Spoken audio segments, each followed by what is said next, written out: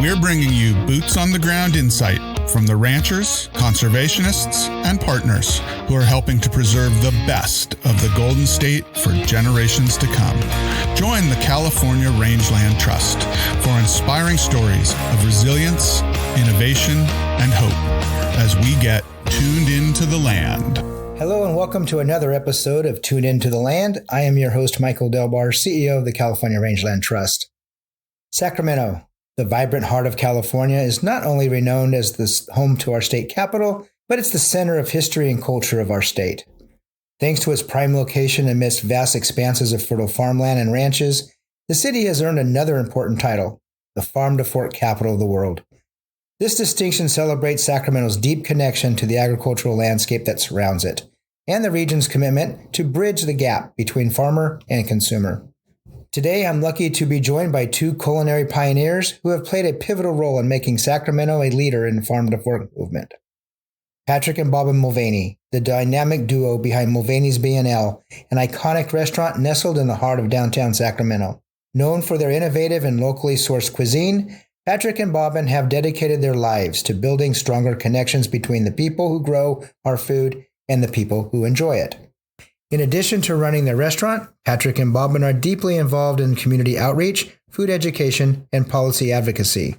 Whether they're in the kitchen, at a local farm or ranch, or in the halls of the Capitol, food and its origins are at the center of nearly every conversation they have. They've seen firsthand how local food systems can strengthen communities, empower farmers, and improve public health. And they're passionate about making sure that more people understand the importance of knowing where their food comes from. In this episode, we dig into the roots of the farm-to-fork movement, discuss how it began right here in the Sacramento region, and explore why it's become so important, not only as a food trend, but as a way to foster sustainability, build resilience in our food systems, and create a deeper connection between consumers and the land.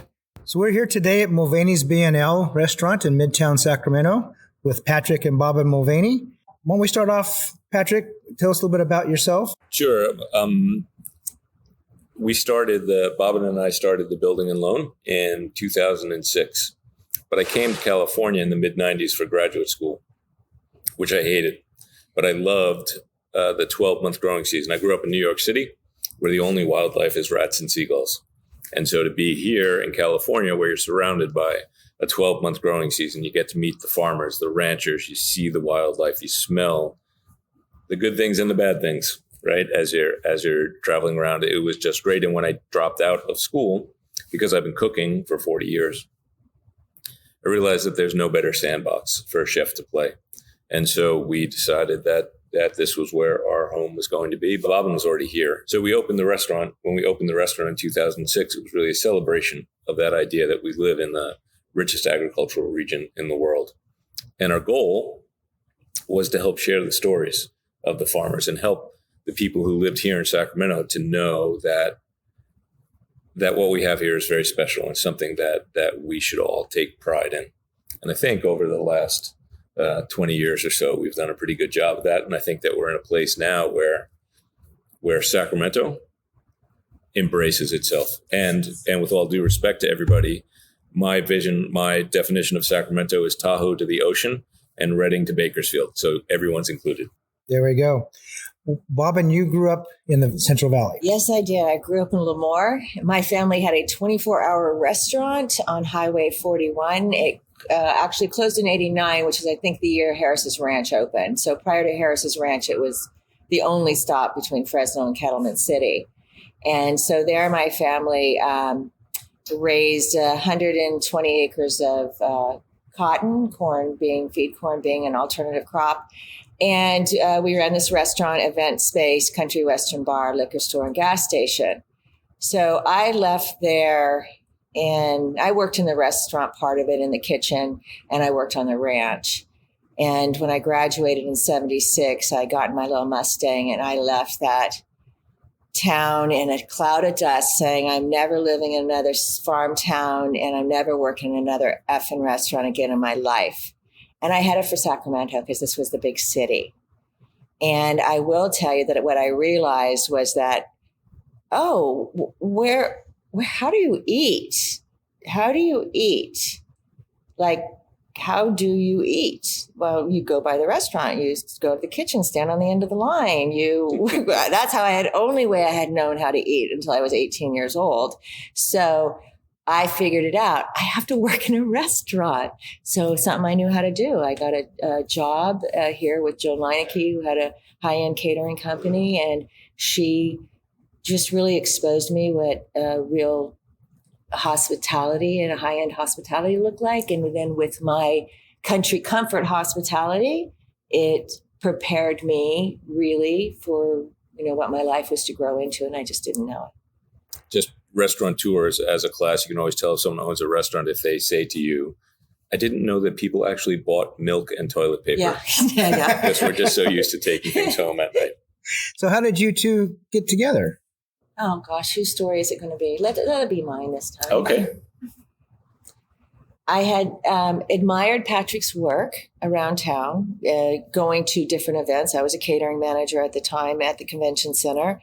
And I saw his work and I thought it was nice. And we could not do really events for under 100 there. So I would say, who is that chef? Messy hair, has a company name I can't pronounce. And someone would yell down the hall, that's Patrick Mulvaney with Culinary Specialist. So I'd refer it to him. And a few days later, I would get a handwritten, embossed with his name on it, letterhead saying, thank you for the referral. And I was just like, who does this? A chef? I've never seen this in my life. And so then lo and behold, he stole a party for $1,500 that I had for like 3 years in a row.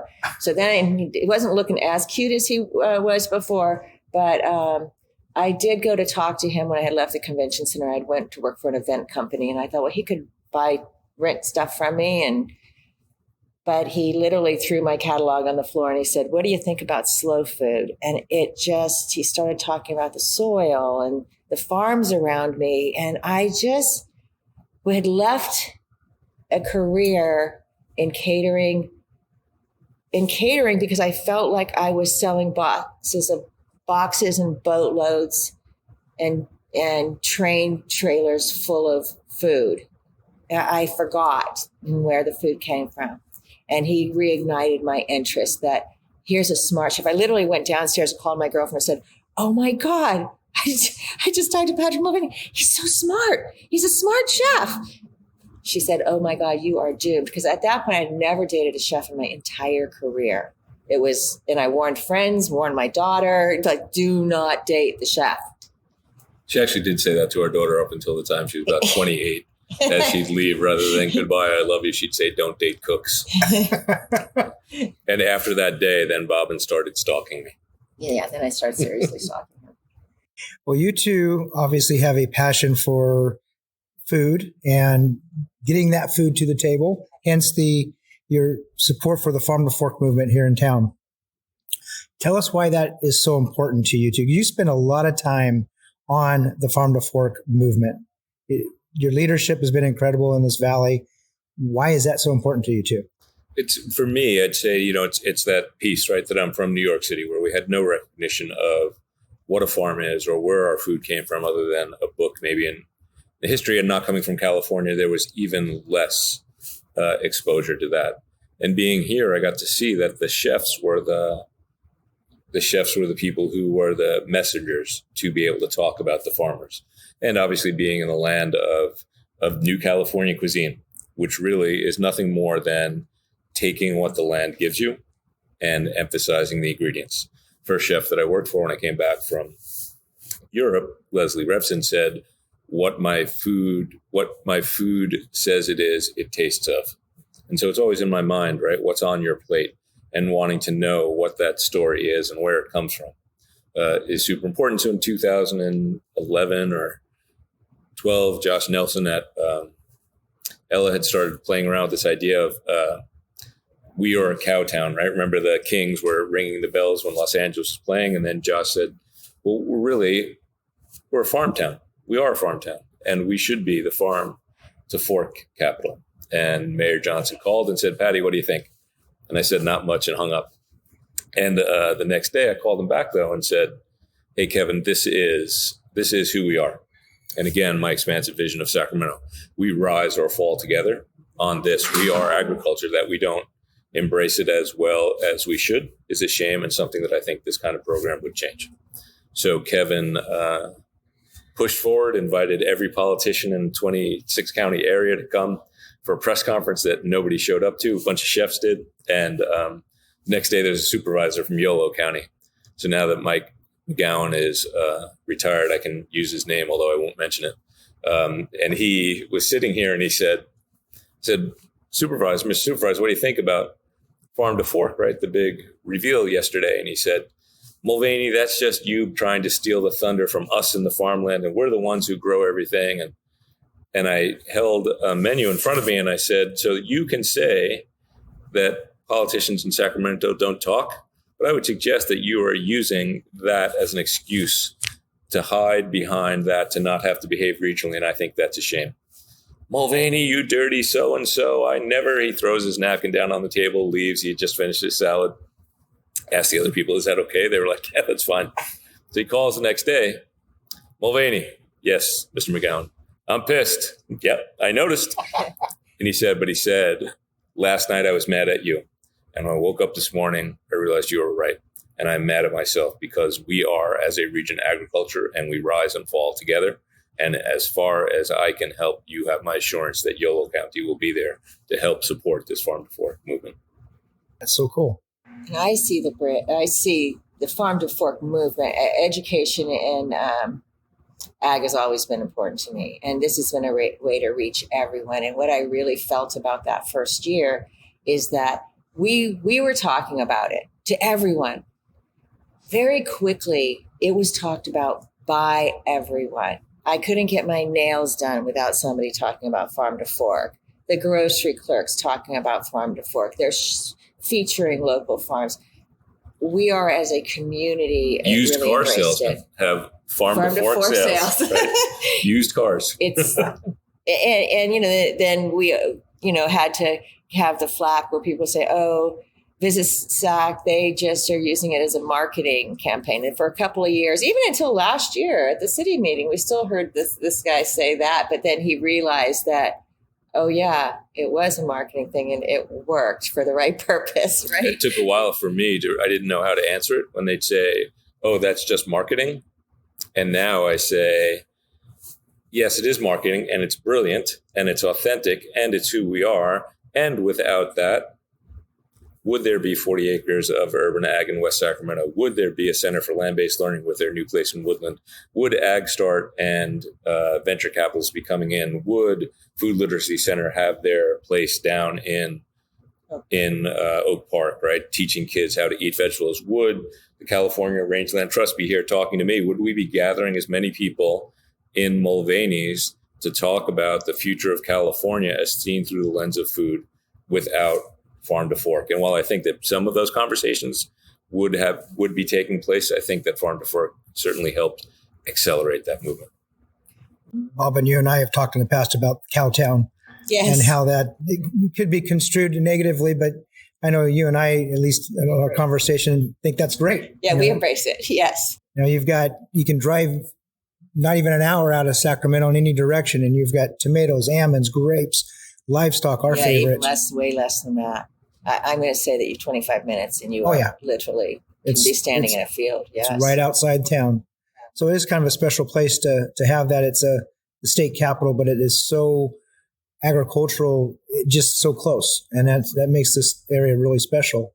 I think my favorite cow town with experience with Patrick was the first time he took the Amtrak train down to meet me in Lemoore. And he, first of all, got out of the train in Hanford and he sees a car dealership and, some fast food. And he goes, oh, this isn't so bad. I'm like, get in the car, dude. This is not where we're going. He goes, it smells like cow shit here. And I said, honey, we say that smells like money. Yeah, I could never figure out the difference between Lemoore and Hanford. I knew one, the water tasted like that, and the other one, it smelled like that. That's the two differences, yes. So how hard is it to find producers to supply the restaurant that subscribe to the same philosophies and practices that you embrace? Heck of a lot easier 20 years in, right? So now, right, in a few months we'll have the ranchers are all here to share their stuff and talk about how we feed people intentionally, right? Our friend Santana Diaz at the medical center for UC Davis is now using all grass-fed beef for his beef program, and has now 2 weeks ago was instructed by the president of the entire University of California system to make sure that the other 4 health systems in the UC office are following those protocols as well. And so we when we started, though, farmers, with all due respect, would say, "Who the hell are you? Why are you here?" And I'm like, "Well, I'm here to tell your story. I'm here to use your food. Your food tastes better. It's better for you. It's part of the fabric of who we are." I grew up in New York, the naked city where there's 8 million stories. You are one or more of those stories, and we want to celebrate that.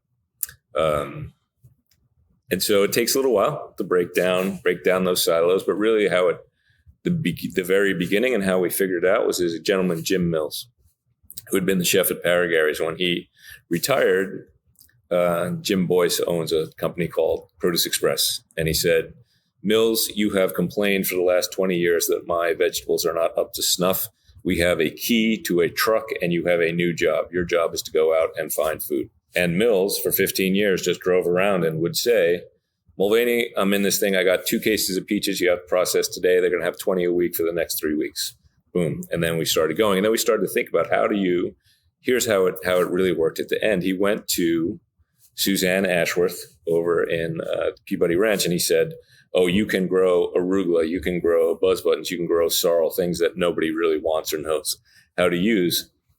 Will you grow them for us?" She said, "Yes, how much?" So we sat down. She said, I can grow winter squash. How much do you want?" I said, "I want as much. You need to plant as much so that when I call at 11:30 at night, it's on my doorstep at 8. So she said, "Well, it didn't work." So he, as the middleman, got to come together and said to her, "Plant herbs, plant cherry tomatoes, and you will have a cash flow." She met his brother-in-law, Ray Young, who grew tomatoes. He said, "How many do you want?" "We'll take them all. 160 acres. Mills has no idea what that means. Jimmy Boyce said, "We will take all your tomatoes. What we don't sell, we will deadhead down to San Francisco and deliver to a purchaser of your choice." And so he knew that there was cash flow. And more important than the cash flow was that was the beginning of the building of trust. And so now we have ranchers too, right? When they say, "How much can you use?" Well, a cow is pretty big, right? So how much, and everybody wants the ribeye in the New York, right? So how do we make sure that we're using the other parts? So now we can say that we're getting next week front quarter, and we're just going to break through it. And we're lucky that people want to say, "Oh, you're using beef from this particular ranch?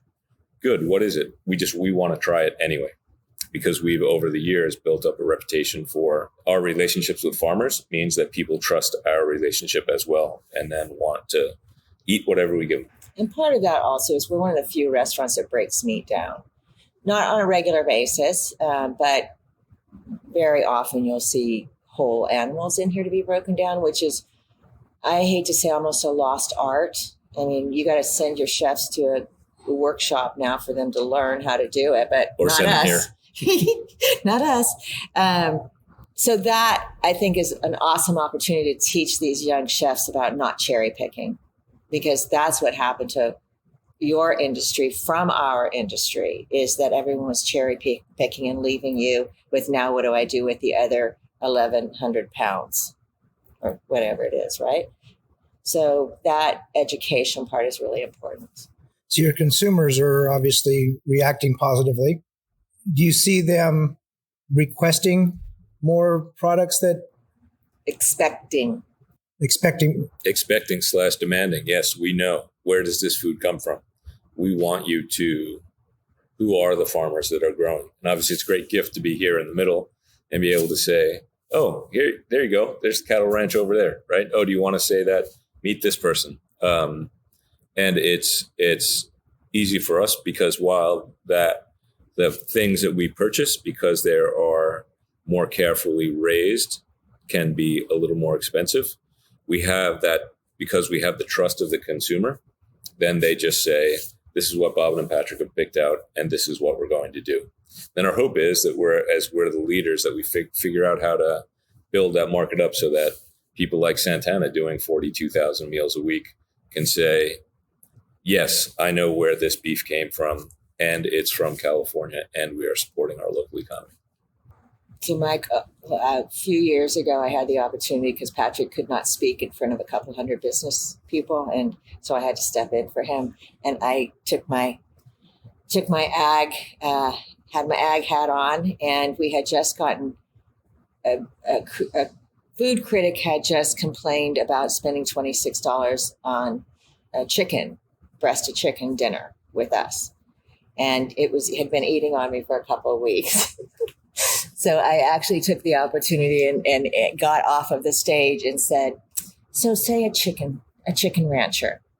So a chicken rancher, he makes the investment in a chick. He's either bought it or he's raised it from the egg. And I went from one side of the stage through all of the steps and hands of the people who helped get that either from the ranch into a truck, into a distributor, to my restaurant, to unpack it, to cook it, to take it to your table, to wash the dishes that it came from. How many employment opportunities that there are from that one chicken breast, and that chicken breast pays for. It's quite a supply chain. Yes, it really had people quiet. They really had to think about that. It's well, yeah, who would we take out of this chain? Who would we not want to help support them or their family? There really isn't anybody, right? The farmer can't do it all. And it's easier in California because, as you point out, right, when you drive anywhere, what do you see? You Tomatoes see ag fall land. off trucks. Right? Yeah. But it's a food security issue as well. Yes. And if you lose a part of that, we saw that during COVID. Yes. When all of a sudden our grocery store shelves are empty. Distribution. Restaurants can't get your supplies, your products. So having a solid supply chain from that start to that rancher that's raising the egg or the chick or the calf, whatever it may be, getting that through to where it finally ends up on the consumer's plate. There's a lot of moving parts to that. Yes. And we can't lose any of those in between. Got to put our money where our mouth is. We saw in the pandemic started and we said, we're cooks, let's start cooking. We just started cooking for people, and Karen Ross, our Secretary of Ag, was very good at saying, we know what you're doing and we want you to support. We ended up with our program. The governor got funding to feed seniors. We ended up with 40 million meals delivered across the state, with the mandate from the Secretary of Ag that we were supporting local California agriculture. And she said, I know that you guys in Sacramento are doing this anyway, but you're going to be in Santa Barbara. You're going to be all around, and I want to make sure that this is emphasized. Friends at Cisco said, that's a good idea. Within a month, Cisco had a cut sheet of California products for people who were feeding people in the pandemic. Within a month after that, Cisco had mandated for all their California distributors that there would be a California cut sheet for distribution of products. And we were nervous in the beginning. Quite frankly, some of it was self-interest, right? We wanted to support our small farmers. It's March and we're going to get asparagus and greens out, but if we don't pay for the asparagus and greens, they're not going to plant the tomatoes. And if they don't plant the tomatoes, they're not going to be able to plant the squash. And once you guys harvest your last cows, you're not going to replenish them. And so how do we make sure that we were feeding them? And at first we thought that it was the small people who were nervous. Big companies did fine, right? With the institutional feeding, people were still too many people were in the hospitals, right? The hotel no one wants to be in. Small farmers, tiny farmers, did really well because CSA boxes, it blew up. And so we would call people that we were used to saying, can we get 10 pounds of lettuce this week? No. Why not? Well, we've already sold it. Sorry. So we ended up in that middle area with farms that are pretty big, but supporting them to make sure that we were moving forward. And quite frankly, those farms and the whole agricultural community came out to support us, so that people were saying, how can I help? Bosworth says, I left a ton of rice for you. And I said, 200 pounds. He said, no, it's a ton. And when you're done with a ton, we have another ton. And Stan Van Vleck said, I have 2 steer. Would you like them? Sure. And so then 4 days later, there were 4 half steers here on the floor at the B&L for us to do it. And the folks from Tomcat Ranch brought whatever they had. And poor Oliver from Camden got 35 pounds of kidneys because we said, you're the British guy, you know how to make kidney pie. No one else wanted to use them. But it was that sense of coming together. And for me, it was kind of a enlightening moment, right? Because what I loved about Sacramento when I came here was that it's a community that bands together. It's a community that says, if you want to participate and make it better, get on the field, right? And lace up. And we saw that in spades in so many ways throughout the pandemic, which was a really trying time. The Farm to Fork Festival, you two have been extremely involved in. How did the actual festival get started? The festival itself, Visit California, bring people in. We said, yeah, so Visit Sacramento said, we are the Farm to Fork capital of the world. And a bunch of chefs said, yep. And then we said, let's have a big party. We did a dinner at St. John's Shelter for Women and Children, and we had 500 people. And it was an indoor-outdoor thing, so I was outside supervising, watching the chefs to make sure the dinner went out. I went in the kitchen, and there was another chef there, and I saw that he was supervising as well. And I said to him, you can do dinner for 500. He said, yeah, of course, it's easy. I said, we should do dinner for 1,000 for Farm to Fork. And we thought originally that we would do that dinner on Capitol Mall, right, and lay it out with the sun setting and the Tower Bridge on that side and the Capitol here. And then somebody, it might have been Mike Testa or somebody from Visit Sac, said, what about the bridge? So we went and asked, and the bridge person said no. So if you tell a chef no, what that says to a chef is, yeah, let me show you. And so we kind of pushed, and we built a bunch of support and closing to get everything worked. And then we had this magical night with 750 people sitting over a bridge celebrating the food that grows and the people that prepare it for you. And for us, one of the big things that we loved about the bridge was in the beginning, the first question that people in Sacramento had was, where does the money go? Who is this a benefit for? And we said, no one. This pays for cooks. This pays for ranchers. We are paying every farmer. We are paying every winemaker. We are paying every brewer. This is a celebration of who we are as a community. And you can raise your funds all you want 364 other days of the year. And so we did, right? God bless them. They listened to me. And so we did for years. After 5 years, as the festival itself took on bigger proportions, started to pay for itself, Dr. Nelson came from Sac State and said, hey, you guys are doing pretty well. But what do you think about this? We have a children of migrant workers program, first generation camp, people whose parents were migrant workers. And we have a real need. We support. And we had enough money from the bridge dinner to support 5 full rides. And then went up to 7. Pandemic came, said to Bank of America, said, there's no bridge dinner. Thank you. We don't need the sponsorship. They said, we know that you don't have money for the camps. We'd like to pay for 10 full rides. And then we came back and did a bridge dinner after that and said, hey, thank you. We're good. We can pay for this. They said, screw you. We're still paying for it. So today that bridge dinner kicks off 20 full ride scholarships to Sac State for children of farm workers. And the best part is that we don't tell anybody. That's not why we're doing it. Yeah, we're doing it because we are Sacramento and we celebrate Sacramento. Well, there's the dinner on that bridge is symbolic, and the connection between the city and the where it comes from, the farms. It's a beautiful symbol, and brings attention, right, to Sacramento. Brings attention to this special place, right, that we call home. And so that's really, when you ask about what we've been doing over the last 18 years, it's really all we want to do is share our love letter with the city, right, with the region, with everyone else. So we were lucky, I was lucky enough to go to Italy a few weeks ago for Terra Madre, which is a slow food and international organization, 150 countries that talks about good, clean, fair food for all. And in Torino, 300,000 people gather over the 5 days of the conference to do just that, to celebrate, to eat, to drink, to try the finest wines, to have cheeses, to have white truffles shaved on beautiful eggs. It was just... How many again?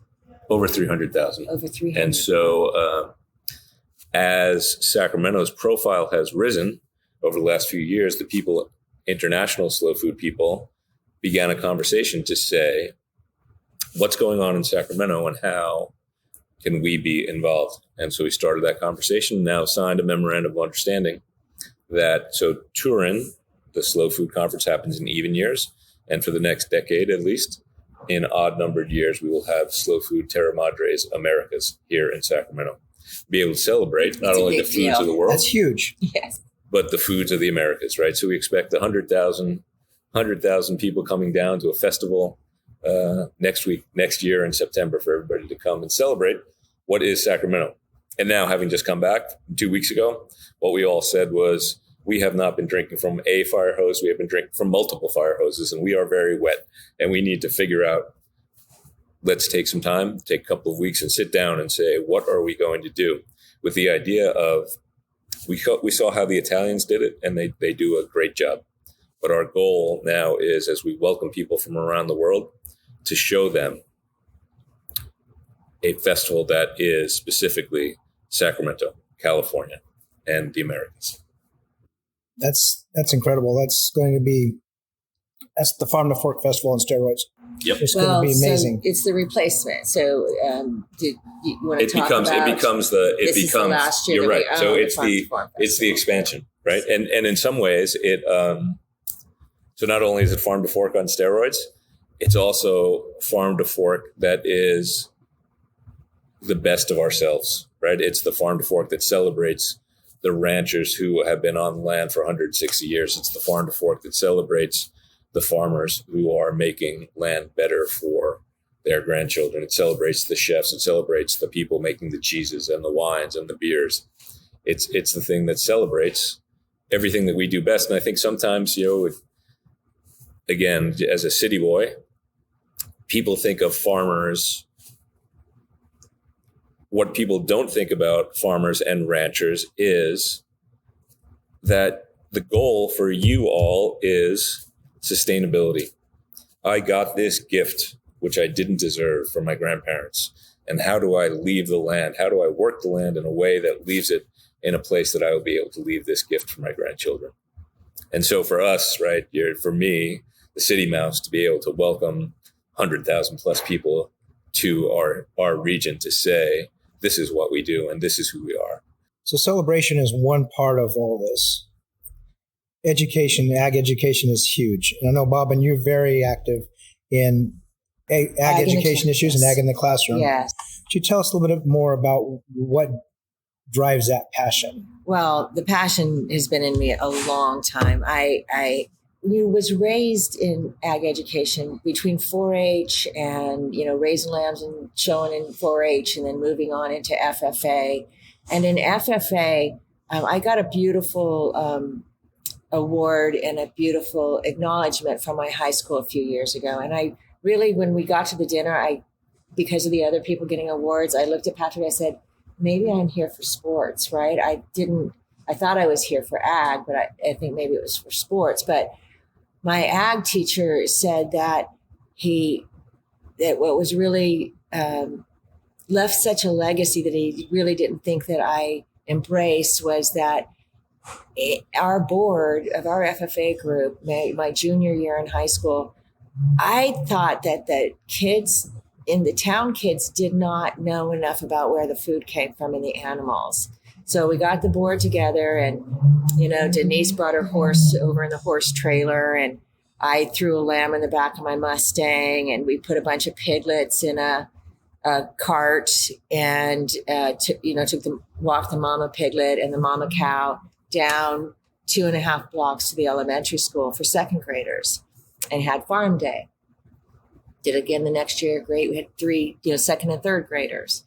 And he said that over the years that the FFAs had done over 50 of those a year and all the different FFAs, that it was such an impactful thing that he nominated me for this because he wanted to make sure that I realized how important that was. But I did. Now, these are farm kids, but these are kids whose dads are driving trucks. They're working at the tire place that puts the tires on the tractors. They're working, they're farm workers. And they live in essentially a food desert. especially the 70s and 80s in the Central Valley, and still in the Central Valley, quite frankly. If I go down and try to have lunch with my sister, I'm just like, this is crazy.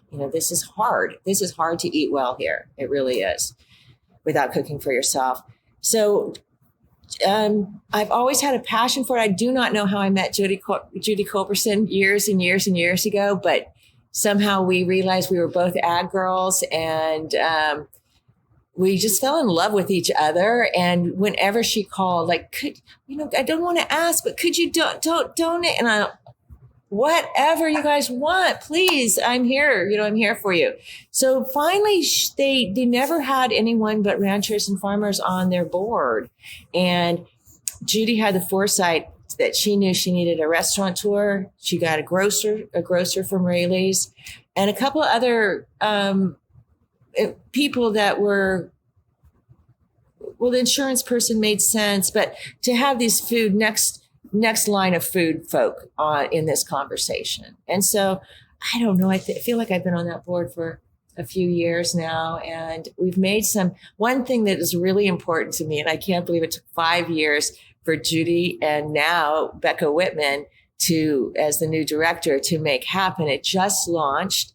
And it's a website that you can drive down the valley, and you can put your phone on what's growing on. You put your phone on the field, and it will tell you what it is, all up and down I-5 and 99, which is so much easier than going 65 miles an hour and him going, what's that? I was like, I think it was a peach.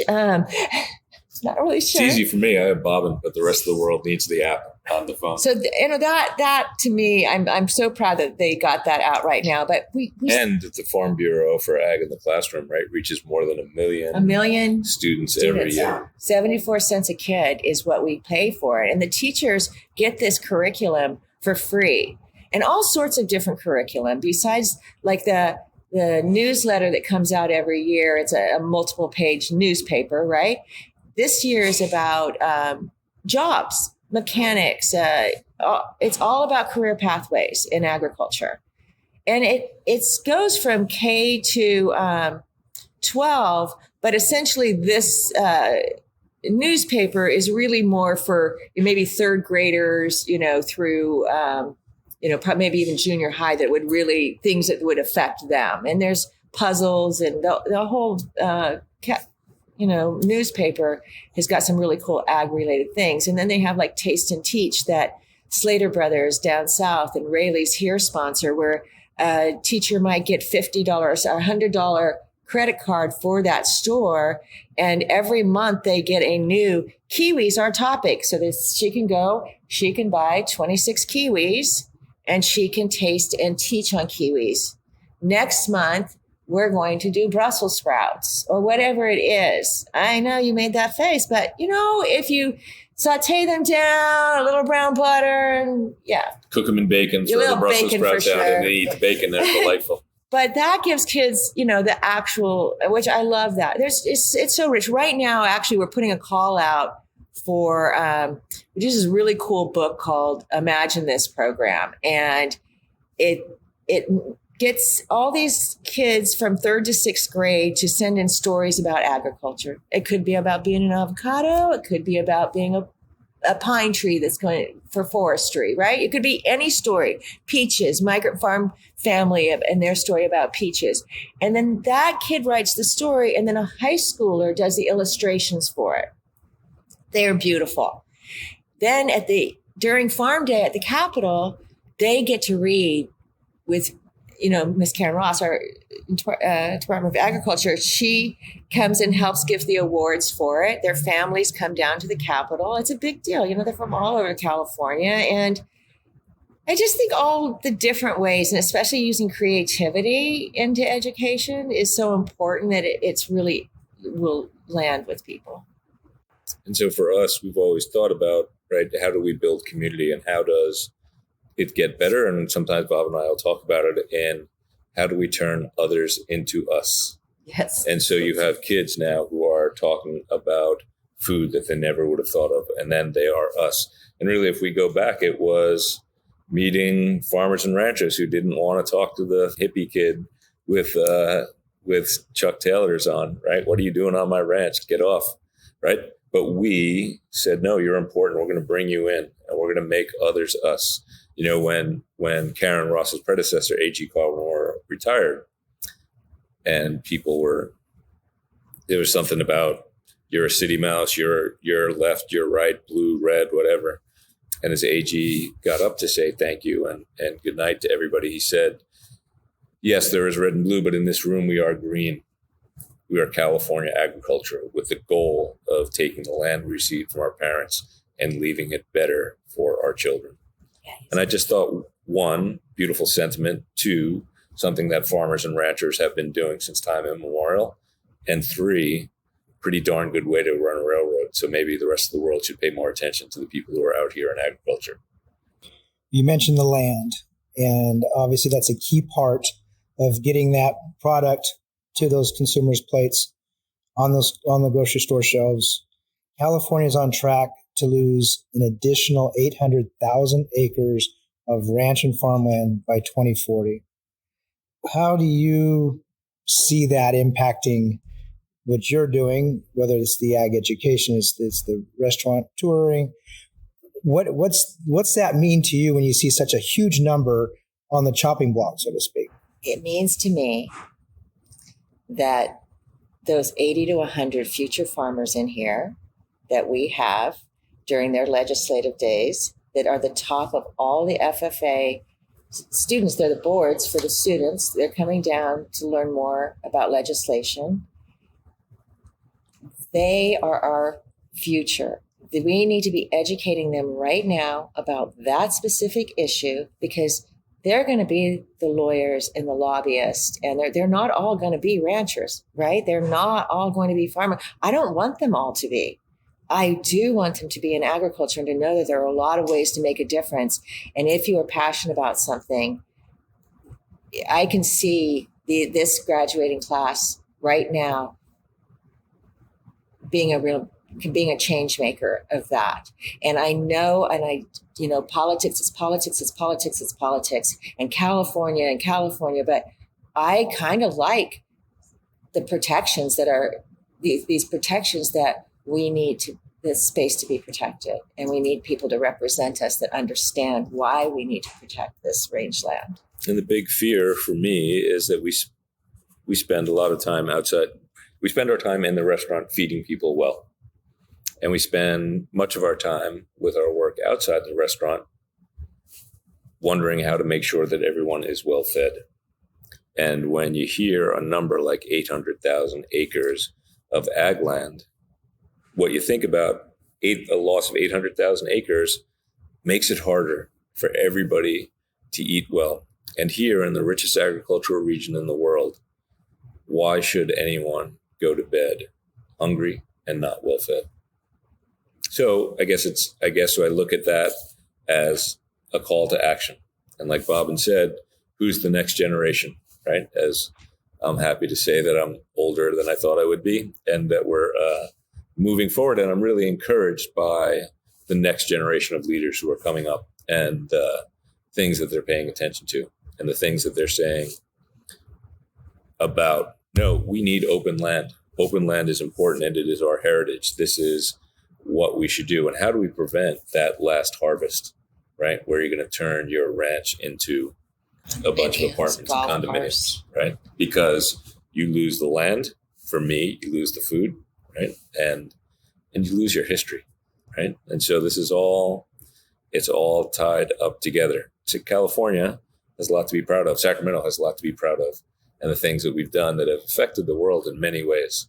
And I think, people talk about, as California goes, so goes the rest of the world. And challenging though it may be to live here, sometimes I can't think of a better place to live. And that's, again, then my hope, right, is that my grandchildren, when they grow up, can't think of a better place to live either. And our superpower is that we have a place at the table, not necessarily sitting at the table, but we're very close to it, and we're popping in and out of it. And we have the opportunity to bring up important topics to people that we might think are an important connection to something, or have a passion for something and might have another, hey, I got an idea for you, right? So that's changed, right? In 2005, I would be in meetings where people would point at me, but not look at me and say, why is there a cook in this room? Why are we talking to farmers? We are business people. We are running a government. Like, no, you're running a place where people live, and we provide the means for these people to live. So right? all these years later in DC, you're going, and all these people from California going for. So it is kind of fun, right? Sometimes I take a little evil pleasure when people say, how did you meet that person? I say, well, I called them. I'm a chef, right? They want to talk to me. I'm a farmer. Or even better, if I go in with a rancher and a farmer, and then and a cook at the same time, the people are opening their doors, right? And they said, no one gets a meeting at the White House. Like, okay, well, we did, right? Why? Because we're talking about something that's good. We're talking about food. We're talking about the future. We're talking about how to make things better. And again, to go back to AG, right?